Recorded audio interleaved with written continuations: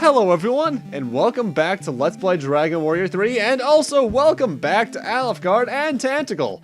Well, Breckenali, technically. Tantacle's the castle, but the warp location for this place is Tanticle, so I'm calling it Tanticle. But yeah, we're back here, and it's nighttime for some reason. In fact, I'll tell you for a fact, it's perpetually night in the land of Alefgard, which makes sense, because there was an entire world above us. Either way, there's not much I'm actually going to do here in the main town. First off, I want to talk to this guy up here. I talked to that purple chick, too, but this guy's more important because it's Kandar! And he's going to tell us that something called the Stones of Sunlight are in Tentacle Castle. That sounds like a Dragon Warrior 1 tribute. Huh. Time for that. Oh, hey, this kid. This kid's where the guy who removed curses was in the first game. I'm studying how to lift curses. Oh, his grandfather must be teaching him stuff. Cool. Anyway, here's the weird thing. The castle's over to the east now. It's kind of weird. First it was over to the west, then they moved it into the town, then they moved it to the east. Is the castle just slowly moving on some sort of weird river current, or... I don't know. Either way, let's go up to the throne room. We actually aren't here to talk to the king. We're here to talk to one of the king's subjects. Purple over here. I cared for the great Ortega. He suffered terrible burns and collapsed outside the castle. Hey, Dad made it down here. Yes, somehow. Don't know how he did that, but I'll take it.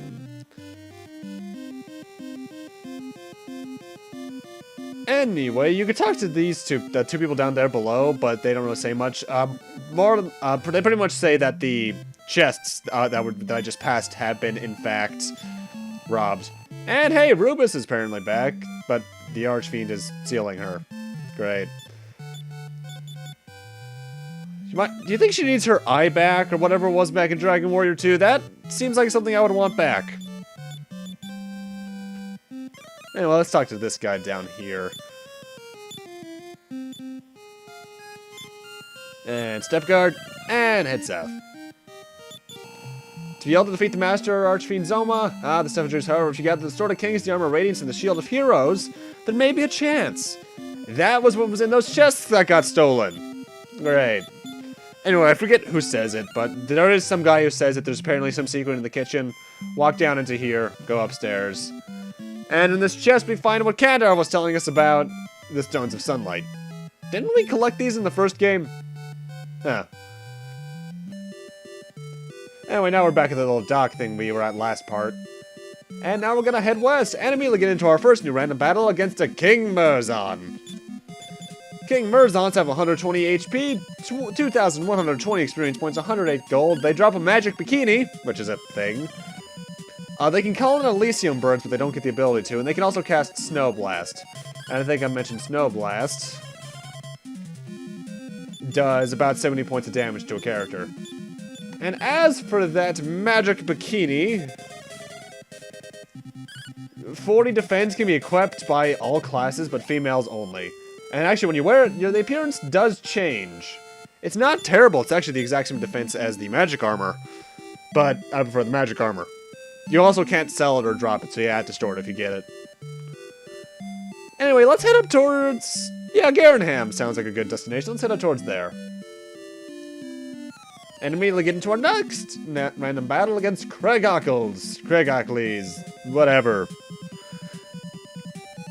Craigackles have 450 HP, 2,787 experience points, 192 gold. They drop an acorn of life, and they get 3 moves around. So kill them quickly.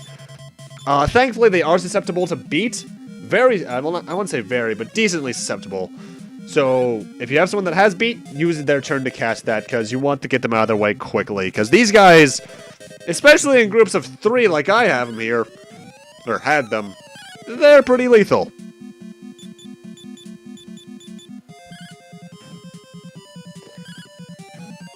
Kind of an odd color palette for the last squid-type enemy, though. In fact, for the most part, you can only really fight hard enemies here, I guess, since Dragon Warriors 2 and 1, the creatures have evolved or something. Thankfully, though, you can... I guess thankfully, actually, you can still encounter slimes, red slimes, for some reason. Kind of a weird food chain there if the weakest creatures are still around and helping the bigger creatures. I suppose symbiotic like that. Or not symbiotic, whatever the word is. Anyway, yeah, let's head up towards Garenham. If you recall, it's up here in the top left of the continent. Alright, one of my favorite towns in the original. It seems to have downsized. Like, really downsized. There's only one building. If it's a silver harp you're wondering about, I think my son Garen took it with him. My son Garen has caused me hardship since the day he left on a journey singing a song. I haven't seen him. That's weird. I guess they named the gave the name of the town to a kid, and he went off to make the new town. Anyway, his silver harp's here. You do need to grab that, so watch out. And now we're gonna head over to Cole, if you remember where that is. It's in the northeastern part of the continents. Now, Alefgard's size is actually a bit of a weird in-between thing. It's bigger than it was in Dragon Warrior 2, but it's smaller than it was in Dragon Warrior 1. And the enemies suck, honestly. But we at least got a ship this time around, so I don't have to walk everywhere. God, Dragon Warrior 1 gets really slow like that. There's a tower there. Don't go there yet. That place sucks. In fact, a lot of the dungeons in this area have really powerful enemies, so watch out. Anyway, Cole, as it was before, is right up here. But first, got a new encounter against ghouls. Ghouls have 170 HP, 1,694 experience points, 58 gold, they drop a cloak of evasion, and that is about it. I think they can call for help, but I'm not entirely sure. They're pretty weak to anything, really, so just physically attack them, they should go down pretty quick. And now, with that little distraction out of the way, we can finally head into Cole, which is almost the exact same town, tile for tile, I think. There is an important item I can get here, but I'm not going to get it yet. I hear that the Sword of Kings was shattered to pieces by the Archfiend! Great, I needed that to save the world. Now, there are a few people I'm obviously going to talk to here, but there's also some Japan residents who actually found their way here. I don't know how they did, but they did. Rumor has it that Rubus is sealed inside a tower on the island to the west. That's the tower I was showing you earlier. Screw that tower. Ugh. Good to see the spas still here. How you doing up here, lady? Powers of good are the light, and the Archfiend is the darkness. You should be able to weaken the magical powers of the Archfiend if you have the Sphere of Light. That's why I talked to the Dragon Queen last part, because I needed that Sphere of Light eventually. And then there's actually the Japan resident right there. Her husband's actually the item store person here. Rumor has it the Sword of Kings was made of Oricon. Okay. If you have the fairy flute, you can free Rubus from the curse that turned her into stone. Oh, I have to find the fairy flute again? Great. It's actually in the exact same location than it was in the first game. But I'm not going to go get that yet, because I want to head south. To our old friend, the Swamp Cave. You might remember me hating that place back in 1. And there it is right there, so let's check it out. Thankfully, they actually fixed one glitch from Dragon Warrior 2. You can use Step Guard and it will always work in the overworld. Dragon Warrior 2, I don't think it worked on swamp tiles. Oh, there's actually people in here. Dig, dig, keep on digging, dig, dig, keep on digging. Ah. I've heard of Diggy Diggy Hole, but this is a new one. Wow, that's a reference I actually haven't thought about in years. Have they even finished that Minecraft series yet? Dig, dig, quickly, I want to get to Remolder. Heave ho, heave ho, heave ho. That's right! For some reason, they're rebuilding the swamp cave. I don't get it. Maybe the previous one collapsed or something. A lot of you can probably see what's actually going on here, but I don't care. I'm keeping it secret until it's absolutely revealed. Either way, now I want to... Well, first off, I'm back at Tactical. I want to head south, because I want to see how... Well, first off, new random encounter, Red Slime. Red Slimes have 6 HP, 11 experience points, 3 gold, can drop medical herbs, and they're pretty much the exact same thing they were back in 1. I don't know how they're surviving with the Marauders around, but oh well.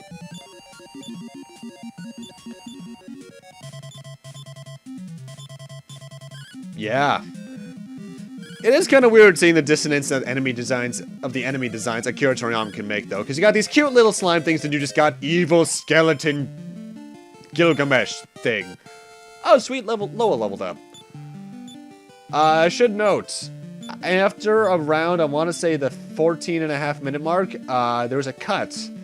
And in that cut, I do level grinding to get Lowell up to level 35. It was originally just going to be 2 sessions of grinding, 1 to 32 and 1 to 35. But I did it all at once, outside of Cole, actually. Anyway, let's see how Hawksness is doing. This place was wrecked back in once. Let's see what they've done with it in the meanwhile. Hey, they've rebuilt. You guys still got any Swords of Erdrick around? No? Okay. Let's talk to Purple. I'm looking for some Oricon. I heard there's some in this town. Well, we're looking for some for the Sword of Kings. Now you can talk to the other people, but really, I'm only here for the Oricon. How you doing up here, Purple? I saw something glittering once in a pasture. Yes, it was in the brush if I recall. Huh. I'm sure that'll never come in handy. Hey, look, a pasture. With some brush. Let's check it out. Search here in the middle. You get the Oricon. So now let's head back to Cull and give that to the swordsmith. You do need to sell to him, by the way. And then leave the town, and he'll have the Sword of Kings. That's pretty much how it's going to go. Though I want to bring up something, because I'm saying that early for a reason. Dragon Warrior 3 has a really stupid system where you can't sell anything if it'll put you above your maximum amount of gold. But first off, 4 steps below the spa, search, you get the fairy flute. Yeah, they put it back there for some reason. I don't know why. Anyway, the swordsmith is in the bottom right, but like I just said, you can't sell anything if it'll put you over the maximum amount of gold. Because of that, I actually had to go back to Asaram and purchase, I think it was a Cloak of Evasion at its maximum, at one of its prices. I think it was the minimum price. Just so, and then immediately drop it so I could have enough room to sell the damn Oricon. Ah, aged NES programming. Anyway, talk to him. Sell.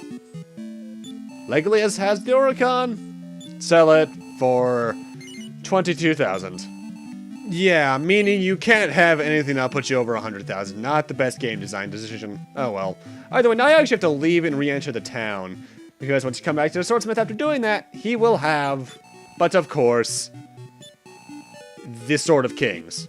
I think you can only ever buy one. So, yeah, which makes sense, because only the hero can equip it. The Sword of Kings has 120 attack, making it very powerful. As an item, when you use it, it casts Firebolt, and you need it to kill the final boss, so get it. And as for Firebolt, if you use it as an item, deals around 100 points of enemy damage to every enemy in one group. And now we're back at the Rocky Mountain Cave from DW1. I think this was in there.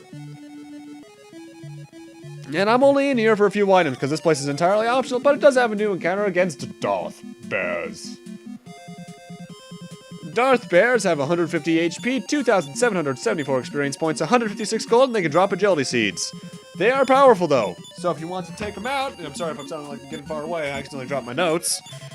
You want to use Beat on them, because they are very susceptible to that.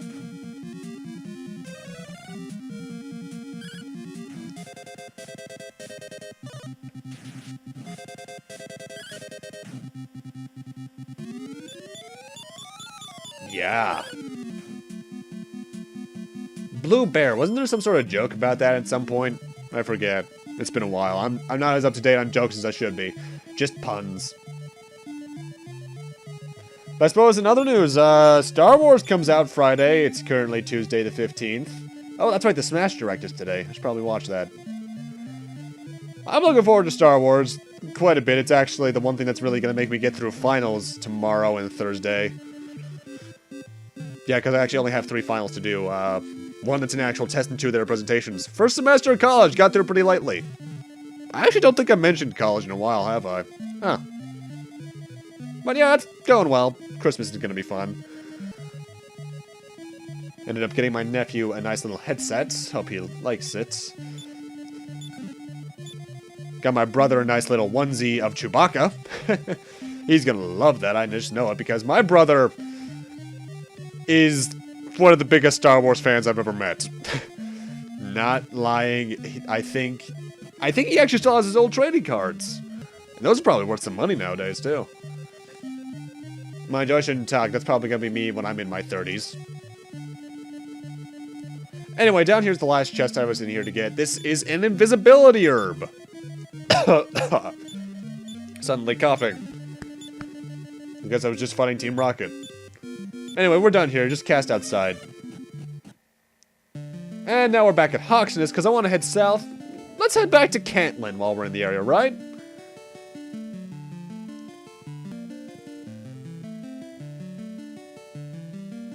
You can also run into stone hulks in this area, which is surprisingly what I ran into a lot of, and I usually have very rare encounters against them. That was a jump, huh? Well, you saw where I was. It wasn't too big. That was weird, though. Anyway, next enemy is a voodoo warlock. Kill these things quick! First off, 150 HP, 2,574 experience points, 126 gold, and they drop a poison moth batter.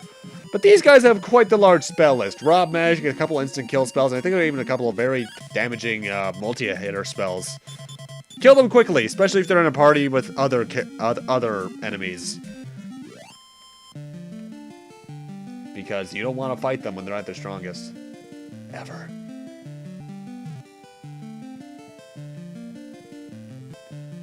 Anyway, Cantlin's pretty much in the same area it was before. I don't remember the swamp tiles being here, but I guess Years of Degradation might do that. And there it is! Huh, no golem. Then again, I did kind of destroy it in the first game. I forget to show it off, but the green guy there in the inn is actually Garen from Garenham. So yeah, he's just kind of there. If you want to go to the island of the Archfiend, go and visit the old man at the shrine. Oh yeah, that's right, I should mention. The Archfiend, Zoma. He's in the Dragon Lord's castle. Man, that place is... Didn't his grandson inhabit that last game? I guess he kind of got overthrown or something.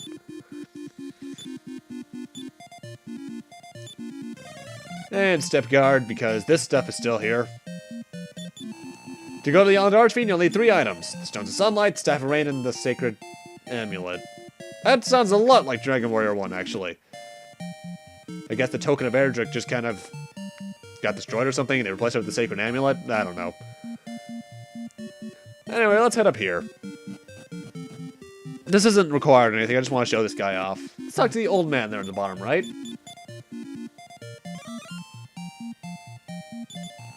I'm working on creating a monster. Then I'll have the monster protect this town. I know, I'll name the monster Golem. Man, your ancestors must be crying in pain for doing the same thing they did. And then again, history repeats itself, and the Golem did protect them last time until I came around. So, I guess it'll work.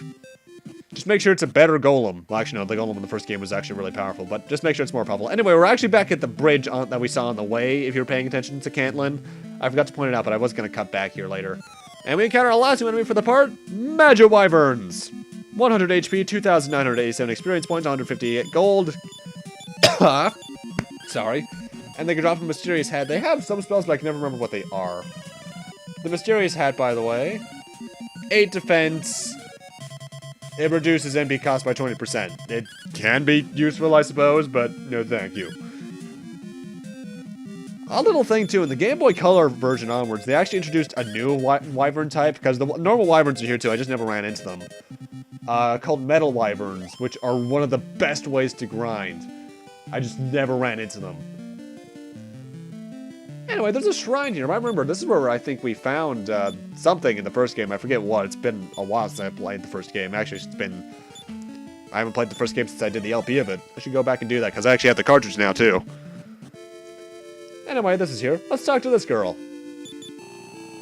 I'm the fairy spirit that once served Rubus. I'll give you the Staff of Rain. May fortune be with you. You need the silver harp to do that, I believe. But with that, I'm going to end this off here.